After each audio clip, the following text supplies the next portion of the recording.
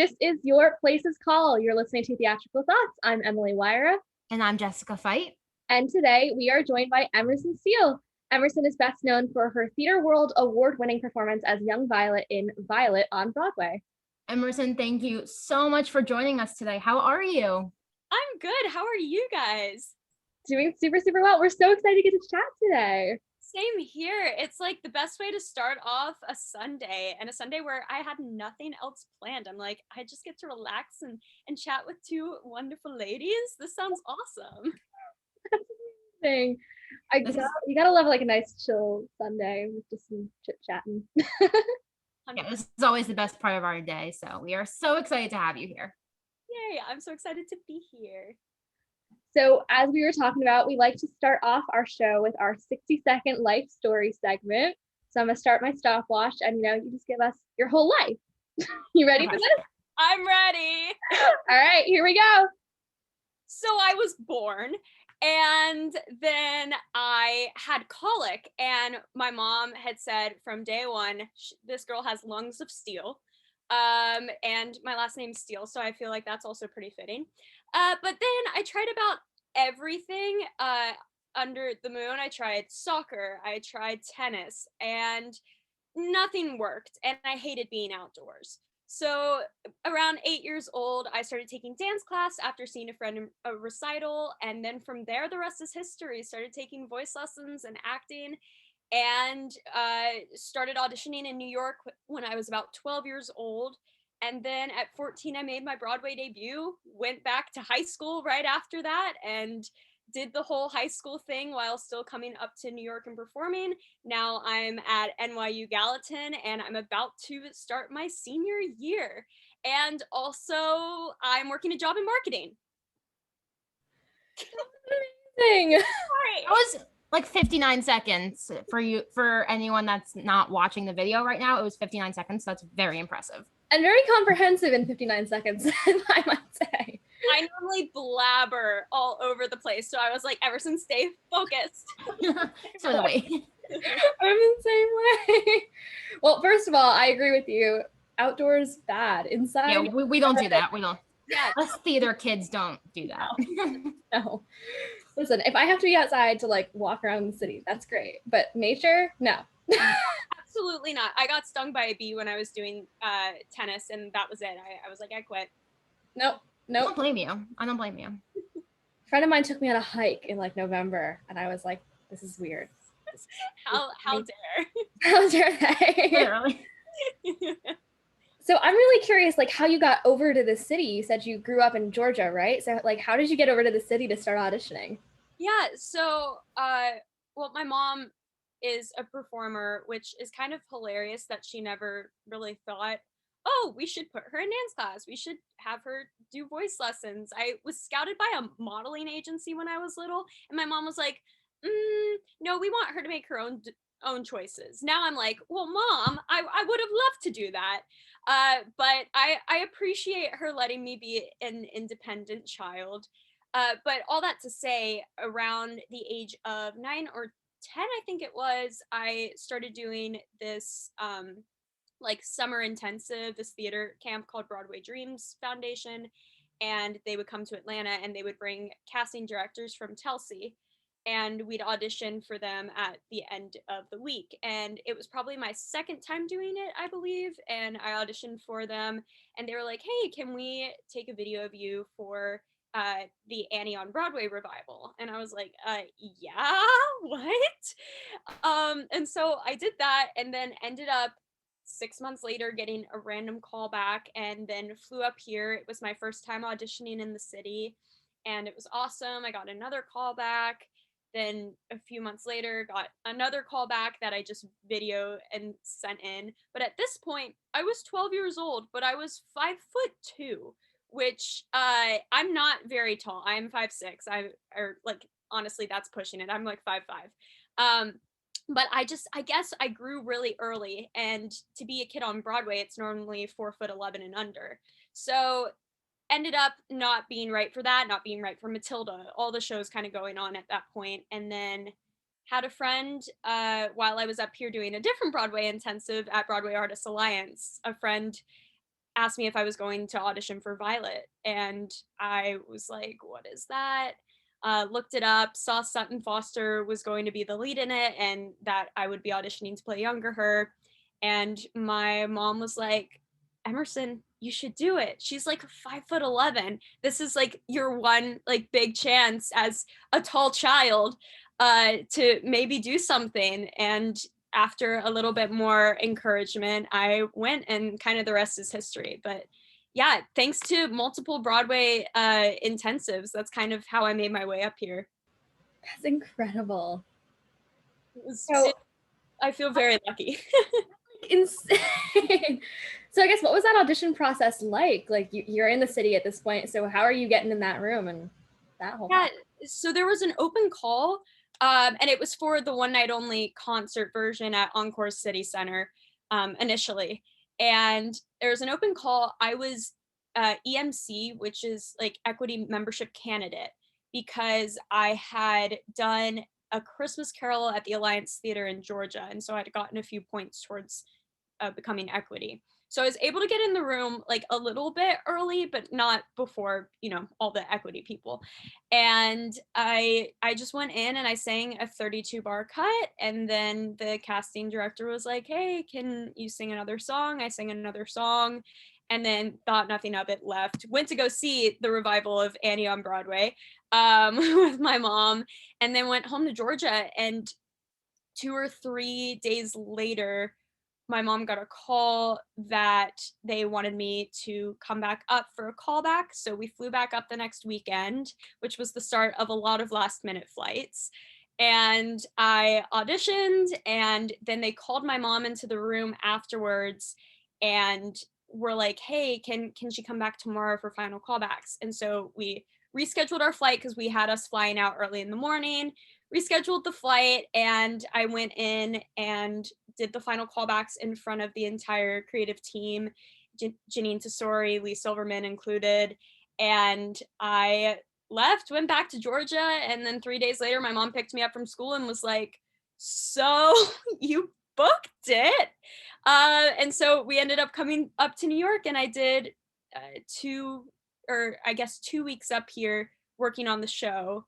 And then I ended up doing a Broadway Artists Alliance intensive afterwards because it just kind of timed out well. And then went back home for 6 months and heard nothing of it. Got a random call asking my mom to check my height in November. And my mom checked my height. I hadn't grown. We were like, okay. I went off to tap class that night and came home, and my dad was like, we're gonna need to talk to you when you get home. And I was like, oh no. I thought it was because I had been really sassy to my mom before going to tap class, and I was like, I'm in trouble, I'm gonna be grounded, like this is the end. And he said it in such a like funny, stern way. I know he was just trying to mess with me. Got home, we were at dinner, and my parents kind of laid on the news that Violet was going to Broadway, and they wanted me to go with it. And it was the most insane thing ever. I think still to this day, there's a part of me that doesn't believe it happened because of the way it happened and the way that I kind of moved up here on like 4 months later and did the show. And it's just the craziest whirlwind of luck and awesomeness. So yeah, it was like one audition process, and then I was lucky enough that they wanted to keep me on board. That is so cool. And That is amazing. Oh my gosh. I love that you were scared of your dad grounding you. That's every kid knows that boy. I was like, I still am very sassy. It's something that I'm still working on. And so I was like, oh, I'm definitely in big trouble. And no, I think my parents forgot that I had been that one time, just that once. There are some other eventful things that may have happened that day that maybe overshadowed some sass.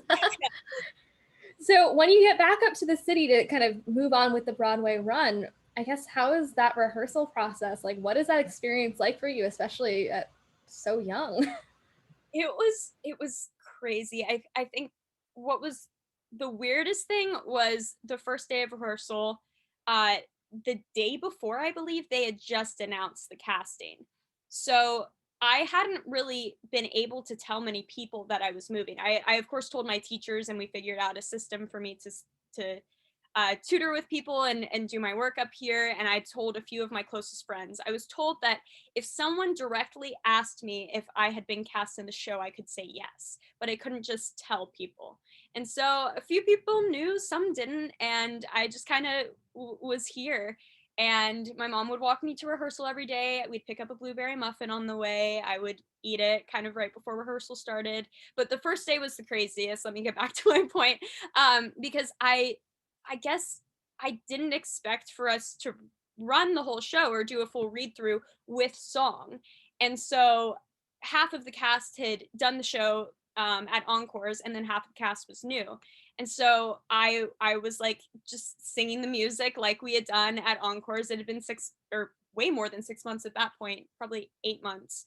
But just kind of hopped right back in, and immediately, I mean, working with adults at like the fun age of 14, where they all held me to a certain like regard and definitely treated me like a young adult, which I really appreciated, because I was in that in between phase of like not being a kid but still being a kid. But it was just the most magnificent experience. Everybody was just always so kind, always there, and it was amazing just to watch everybody work and to get to learn from that. That's incredible. So, I mean, obviously it was such an incredible show for you, but what would you say was your favorite aspect of being in Violet?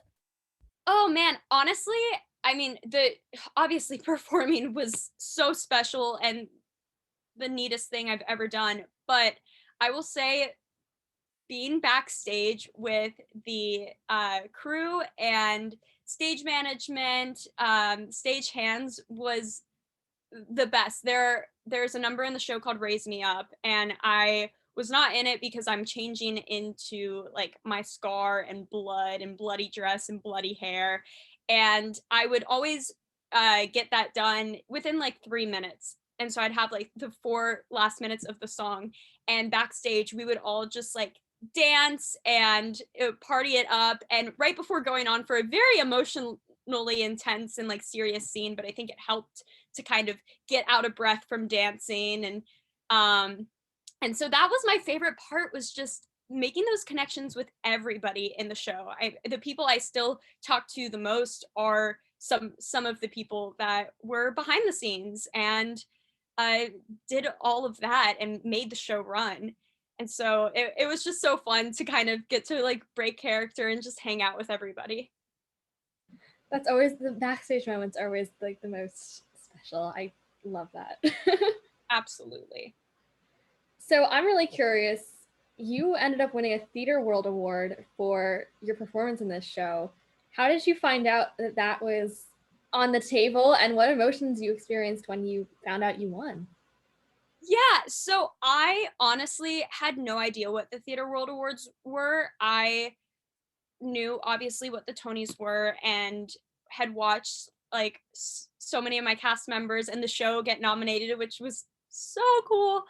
And then there were the Drama Desk Award nominations that came out, and maybe a few others. And I was like, okay, cool, award season's done. Like, go Violet. We did some awesome stuff. And then I wake up. I usually would sleep in until like 11 because I'd be exhausted from the show before. And my agents that I was about to sign with called my mom, and they were like, Emerson won a Theater World Award. And my mom was like, okay.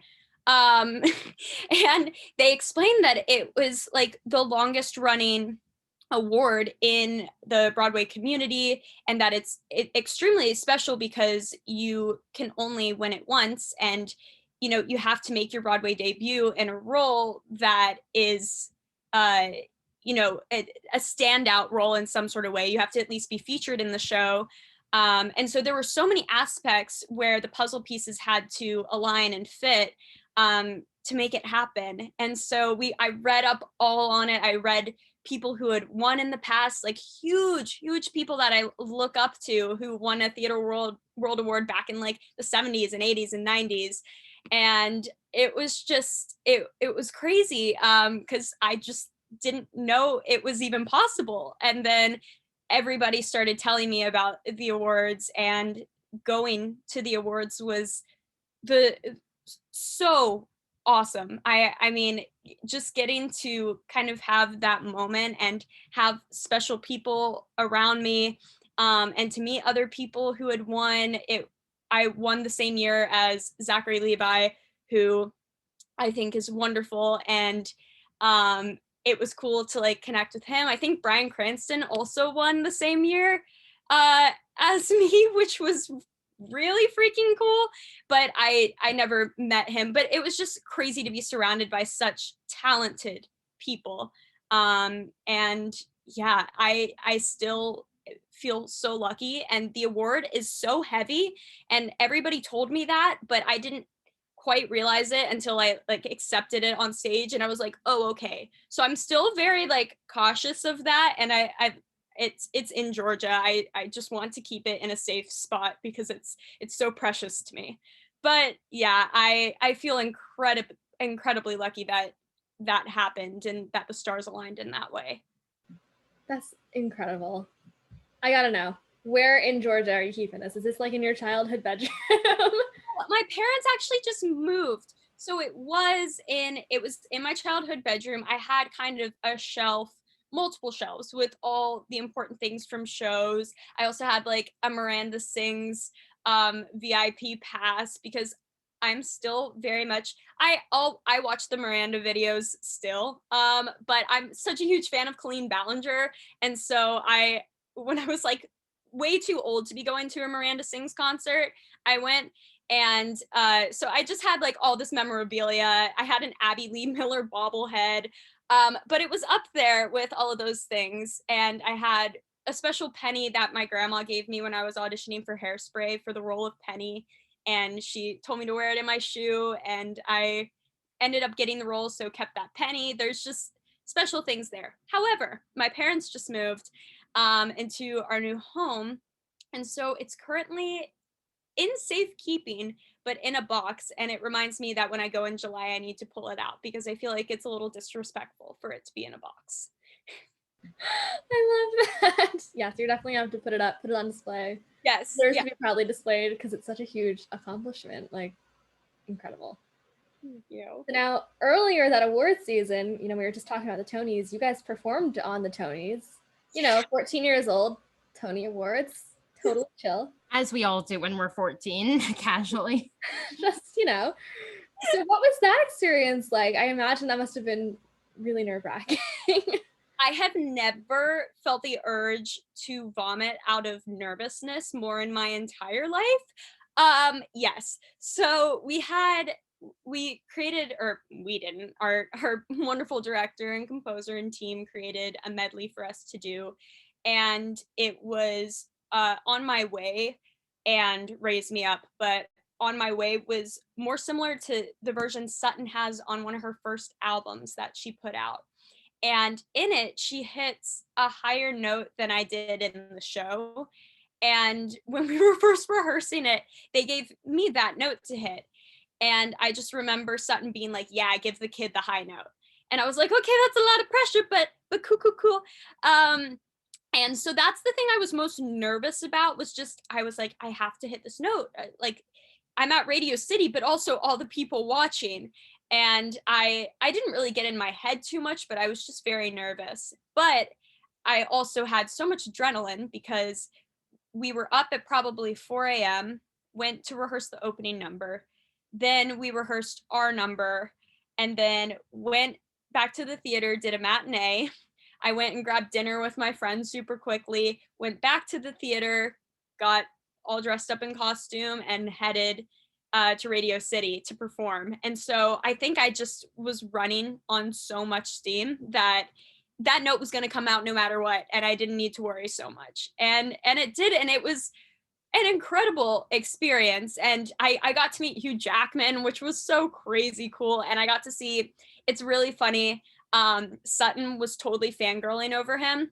and now they're going to be on Broadway together, which I just love. That's like so cool. She was like, Emerson, he's so charismatic. And I was like, I know. And now they're playing opposite each other. So that's really cool. But yeah, it was an awesome experience. Definitely one of my favorite like experiences I've had in my lifetime. 100%.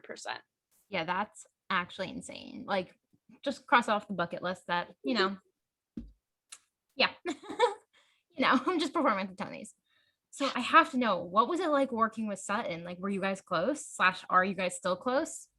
Absolutely. She's awesome. She's so grounded and quirky. And she would show up to rehearse. Like, she's just so naturally stunning.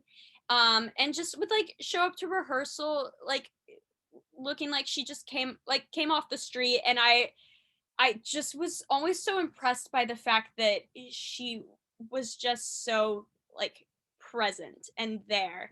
And we definitely had so many special experiences. There was one day in rehearsal where they brought us like little makeup pens and we drew scars on each other's faces, kind of where we thought or like envisioned the scars being.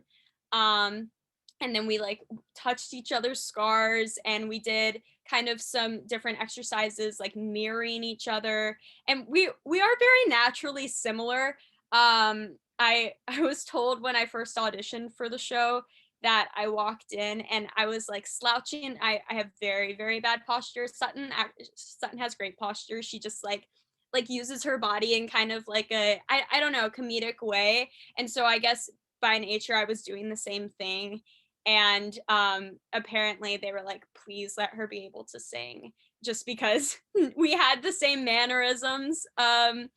And but all that to say, she and I definitely got very close. I also like love her dad, got to know him very well, and I'll still talk to him from time to time on social media.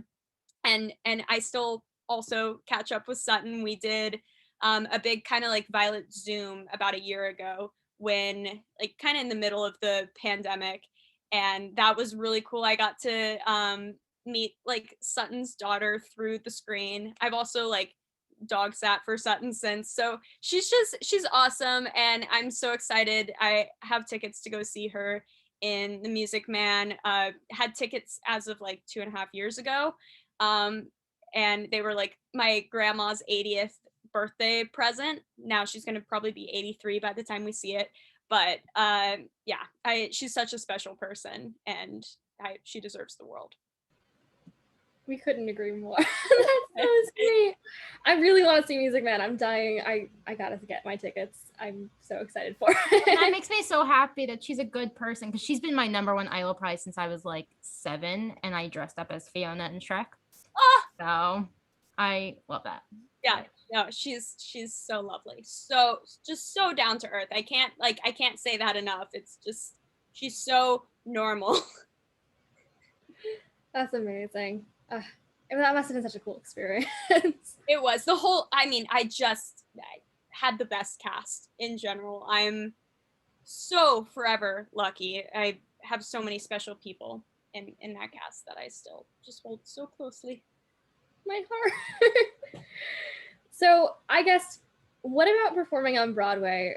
You know, the experience as a whole, would you say was the most surprising? Like, what would you have wished you had known going into it?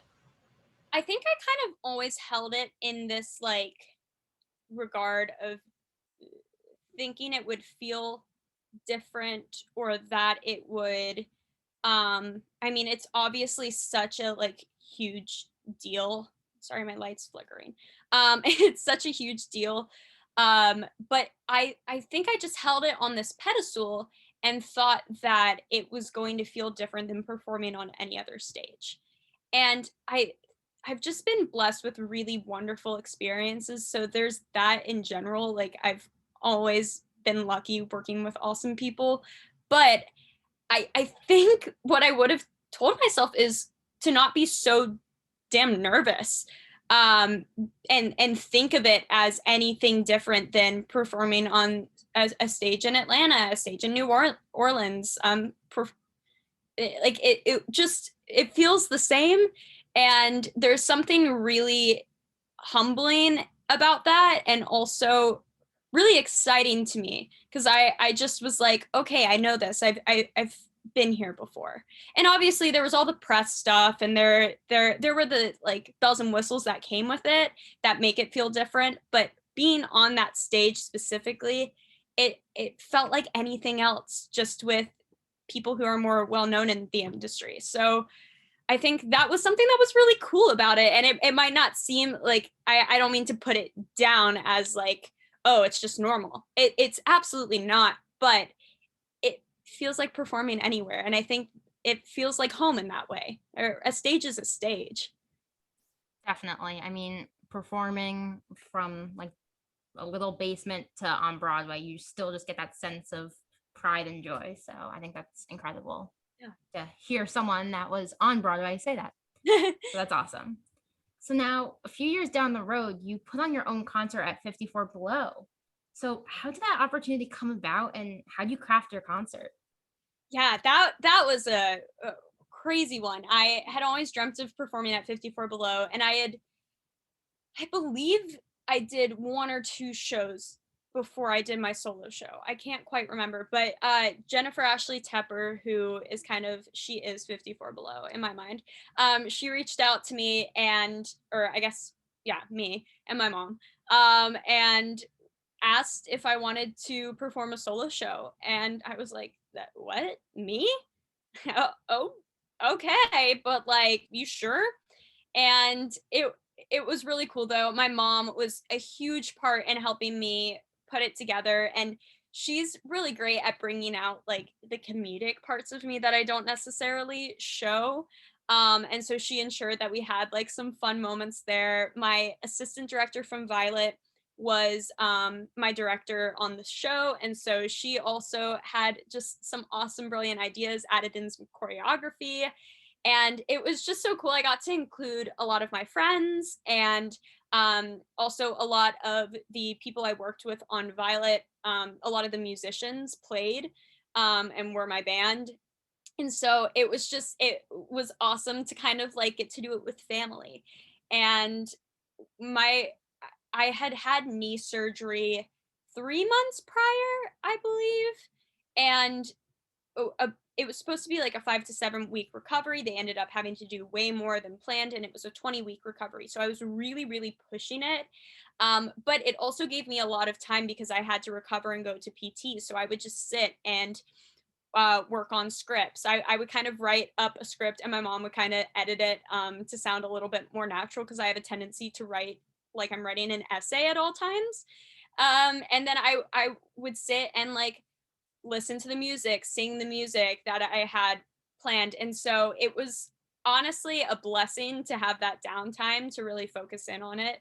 And then when I got up here, it was kind of just like I was able to do it. And there are definitely, moments where I was like, oh gosh, I said the wrong line, or this note wasn't the best. But when you're doing a solo show, and especially when my voice was very much in a developmental phase, I was pretty proud of myself for what I was able to do, and I had a lot of awesome help. And so it's fun to still go back and like watch one of the videos here and there, and just be like, that was a really cool thing. I mean, honestly, doing a freaking solo show, I give you so much credit. That takes so many chops, like mad props to you. Thank you. I've had a few friends who produce at 54 Below be like, so when do you want to do another? And I'm like, not for a very long time. But thank you so much. I keep on saying, I'm like, maybe once I graduate college and have the time to like focus in on it. But you have a different sort of confidence when you're younger. Now it's like, I really can't imagine myself doing that. It takes so much, and I really admire my friends who are doing solo shows right now and who are performing on stage. It's going to be weird to do whatever my first performance ends up being back. I hadn't really thought about that too much yet, but really just impressed with people. Yeah, for real. Couldn't agree more. Well, when you are doing something, let us know. Would love to see. So I guess what would you say was like the most challenging aspect of crafting that show? I mean, obviously you had a lot of downtime to kind of focus in on, hone in on it, but what were you toying with mentally with it? I think a big thing is I have a decently hard time just like talking on stage.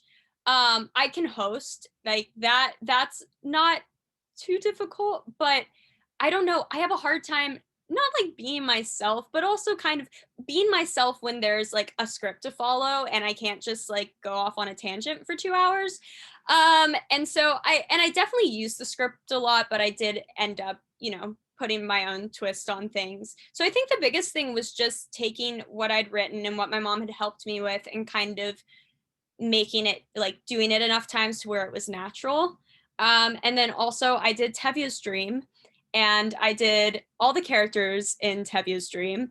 And I had like a mustache that I was using, like a headscarf, all these different props. And I definitely could have rehearsed that one a little bit more. So I would say that was also pretty difficult because I've loved that song. I did Fiddler on the Roof when I was maybe 11 and have loved that song, wanted to do it and make it funny, make it this whole gimmick. But didn't realize how much prep went into the prop aspect of it.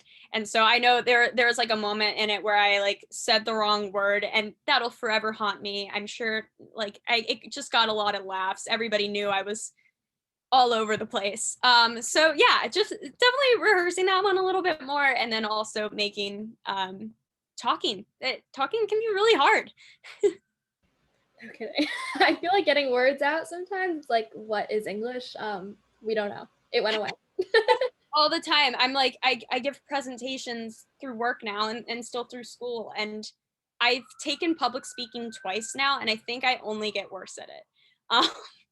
Which is kind of funny. It's once again that like confidence you have as a child or like someone who's younger, where you can just like do things more easily. And now it's like there's a mental block. I feel you there. So now speaking of school, you're heading into your senior year at NYU Gallatin. So that's like an individualized study program. So you kind of DIY your own major. So how did you DIY your own major? How did you figure out what you wanted to study there? Yeah, so I went into school knowing I had probably a list of about 15 different things I wanted to do, and went in being like, maybe I'll do some fashion, maybe I'll study cults, maybe I'll do this, do that, and event planning was another big thing, and I didn't realize that I, as a student at Gallatin, you do have the opportunity to take courses in other schools within NYU, but there's a lot of courses that are restricted because they're either for majors that had to audition to get in or they just don't have room in those courses. So fashion kind of went bye-bye. Event planning kind of went bye-bye. There weren't really enough courses on cults. And so I kind of settled on psychology, which I knew going in that was probably going to be my main focus, but there were these other things that were interesting to me.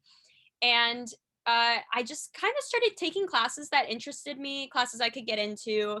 And then my sophomore year, I took a class on Hiroshima and had this awesome professor who it was a very interdisciplinary course. And so there was a lot of focus on the art that came from this horrible, tragic devastation. And there was poetry, there was photography, there was film, books written. And so it kind of got my mind thinking about the art that comes from trauma.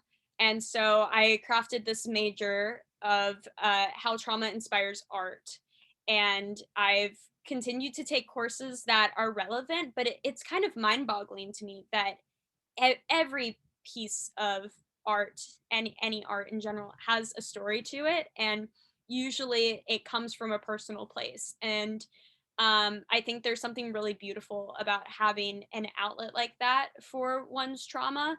I've seen it in my personal life with how people have dealt with certain hardships that they've gone through, and So I just became fascinated in it and had a lot of courses that just kind of made sense. And so here's my major. I mostly, if people ask, I'm just like, I'm studying like psychology and art and entertainment and that.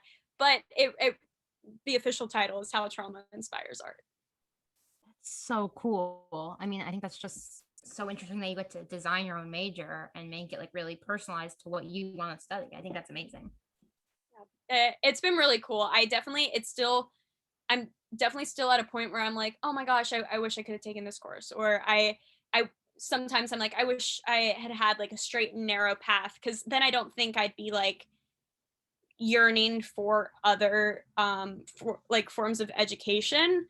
But it is really freaking cool that I've gotten to do this and kind of have my own like piece of me that's my degree and not just what we're told to do. Yeah, so cool. So now, how do you balance school, auditioning, work, like all of that? How are you doing that? Lots of emotional breakdowns, therapy. That's the truth. I don't handle stress very well. So that's something I'm definitely working on a lot. And it definitely runs in the family. My dad owns his own business, and he's one of the busiest people I know, but also doesn't handle stress super well. So I definitely got that from him. But we also, like, my family just likes to be busy, so we kind of put it on ourselves. But I think a big thing is that I actually learned in middle school and high school was time management. I went to the most wonderful school in the world. It's called Rivers Academy, and it was in Alpharetta, Georgia. Tiny little like house and then building attachment. And I really like cultivated so many special relationships with my teachers, and I was able to, because we only had a graduating class of 32 people my year. So very, very tiny school. But all that to say, my school was 3 days a week for 4 hours each day. And then we had a bunch of work we did on our own at home. And so I learned that if I wanted to go to New York the next day for an audition, I had to get this done before then. I couldn't wait till the last minute. And I learned by just kind of always having to balance it, how to balance it. And I'm very proud to say I've never once pulled an all-nighter, or I've never once turned in an assignment past the deadline or asked for an extension. And I think it really is because I will procrastinate, absolutely. But I set my own deadlines for myself, and I have to just sometimes hunker down and do the work. And it goes for all things in my life. So now that I'm working kind of a 9 to 5 job and also auditioning and focusing on my thesis this summer and starting to write that, um, it's definitely a journey and a progress, and every day is different and it toys with my emotions. But I think it's the same thing when it comes to time management. It's just getting it done, and whether it's fun or not, just making it happen. And my job is definitely a lot more fun than school. But so I get more excited to do that stuff. But then, like, this weekend I was like, I need to work on this. And so I just took yesterday and started working on a book list that I have to put together, and starting small. Chunking it out, gotta get it done. But yeah, mad props to you. Your life seems insane, but you're doing incredible. Like, thank you. insane. Thank you so much. Yeah, I really want a hobby. Like, I want to crochet or something. I really like cooking, so that's kind of my like sane place. That's my comfort zone. But sometimes cooking stresses me out, especially when I crack like the yolks when I'm making eggs. I'm like, that's a tragedy, and I will have a mental breakdown if that happens again. But I definitely want to find a hobby, and I'm like, hopefully, maybe once I graduate, I'll be able to crochet or sew or take up some new dream. I love that. Yeah, I feel like quarantine, I'm very much the kind of person, my work-life balance is like 0, but quarantine, I picked up the ukulele, and like whenever I'm stressed, I just play my ukulele. I love that. Music is such a good outlet, and I need to get to the point where it doesn't stress me out, like where I know how to play something well enough to the point where it's not like I'm learning. because I think at the end of the day, I'm like, I'm done learning. I want to just shut it off and watch a YouTube video or watch High School Musical, the musical, the series, because I am Yes. when it comes Yes. to the 100%. but I love that, and I think it's so important to have an outlet like that, especially music. Yeah, for sure. All right, so kind of wrapping it up, we like to finish up on this question. What piece of advice would you say you would give to past Emerson, young Emerson getting into the arts, looking ahead? What piece of advice would you give to her where you are now? Oh, it changes, and definitely the point where I am in my life now, I think it's kind of the typical don't grow up so fast. And I didn't. I'm still a child, very much so. But there was always this mentality ever since I started working around the age of 12, I guess, where I was like, okay, my next job, my next, I just want to keep working. You're going to work your entire life in some aspect. Like, go out and play a little bit more. I think my form of play as a kid, or in preteen, was to like sing songs with my friends in my basement.